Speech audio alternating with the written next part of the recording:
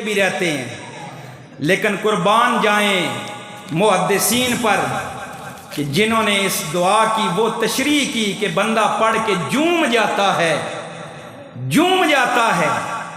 آج تو مجھے حضور کی سیرت پڑھنے کا شوق پیدا نہ ہوا، میں نے کبھی حضور کی زندگی کے واقعات نہیں پڑھنے کا شوق کیا، کیونکہ میں دنیا کے اندر مصروف ہوں، مجھے ٹائم ہی نہیں ہے۔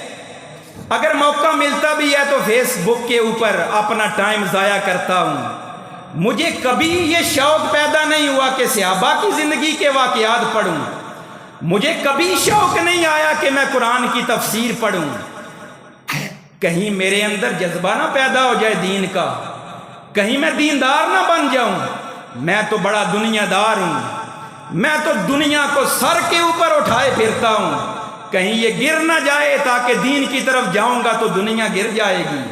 حضرات گرامی، یہ ہماری روش، ہمارا طریقہ یہ غلط ہے، ہمیں تباہی کی طرف لے جا رہا ہے، ہلاکت کے قریب ہم جا رہے ہیں۔ جو طریقہ آج ہمارا ہے، میں تو اکثر کہا کرتا ہوں، شاید آج کے کافر، یہ شاید میرا جملہ ٹھیک ہو یا نہ ہو، یہ جذبات کے اندر کہہ رہا ہوں، شاید آج کافر ہم سے ٹھیک دنیا کے لحاظ سے ہوں، کیونکہ وہ کفر کے اندر سچے تو ہیں، لیکن میں نے اسلام قبول کیا کیونکہ میں اسلام کے اندر سچا نہیں۔ آج دنیا کے اعتبار سے مجھے ذلت کا سامنا ہے، دنیا کے اعتبار سے پستی کا سامنا ہے، دنیا کے اعتبار سے گھٹن کا سامنا ہے۔ میں نے 2 کشتیوں پہ پاؤں رکھا ہوا ہے، وہ کافر ہے تو ایک ہی کشتی پر، سچا کافر ہے۔ اگر ہم سچے مسلمان بنیں گے تو اللہ نے عزت بنائی ہی مسلمانوں کے لیے ہے۔ اگر آپ تاریخ اسلام پڑھیں، حضور کی زندگی کے واقعات پڑھیں تو آپ کو دین کا شوق پیدا ہوگا، آپ کو جذبہ ملے گا، حضور سے محبت پیدا ہوگی۔ آپ پڑھا کریں۔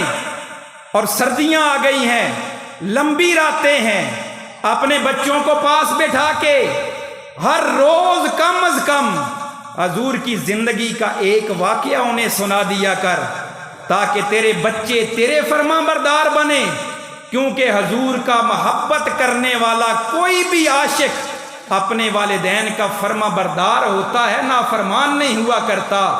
دیندار والدین کی عزت ادب کرنے والا ہوتا ہے، نافرمان نہیں ہوتا۔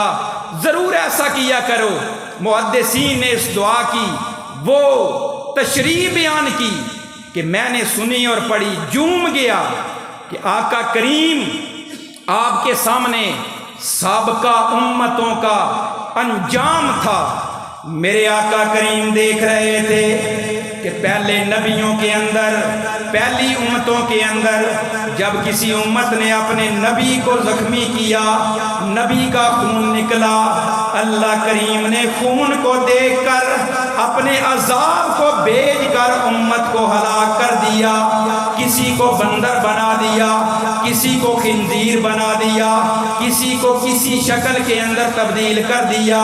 میرے آقا دیکھ رہے تھے کہ امتی جب نبی کا خون زخمی کر کے نکالا کرتا ہے، اللہ کا عذاب جوش کے اندر آ جاتا ہے، اللہ کا غضب جوش کے اندر آ جاتا ہے۔ کبھی زمین پھٹ جاتی ہے، وہ امت غرق ہو جاتی ہے، کبھی پانی آ جاتا ہے، امت تباہ کر دی جاتی ہے۔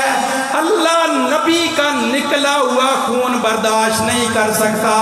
میرے آقا نے جب اپنا رخسار سے نکلنے والا خون دیکھا، دندان سے نکلنے والا خون دیکھا، میرے آقا کو سابقہ امتوں کا انجام یاد آ گیا۔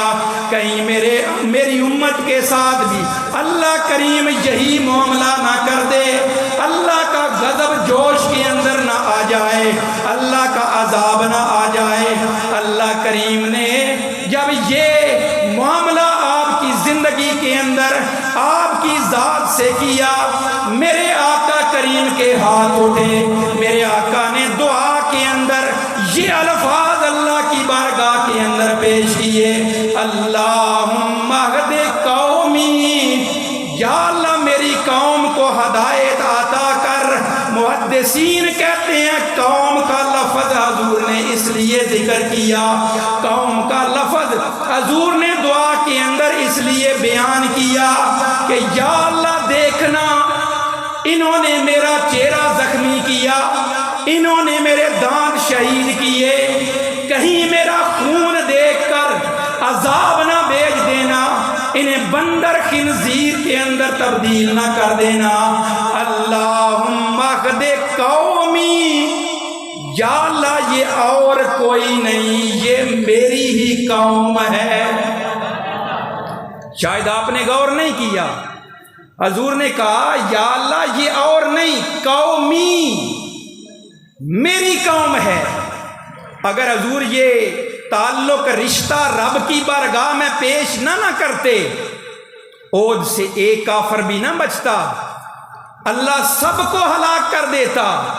میرے آقا نے اپنا تعلق، اپنا رشتہ اللہ کی بارگاہ میں وسیلے کے طور پر پیش کیا کہ یا اللہ قومی، کہیں عذاب نہ آ جائے، تیرا غضب جوش میں نہ آ جائے، آگے دیکھنا اگرچہ یہ مجھے پتھر مار رہے ہیں، اگرچہ مجھے نیزے مار رہے ہیں، تلواروں سے مجھے زخمی کر رہے ہیں، قومی یا اللہ دیکھنا یہ تیرے حبیب کی قوم ہے، ان کے اوپر عذاب نہ بھیجنا۔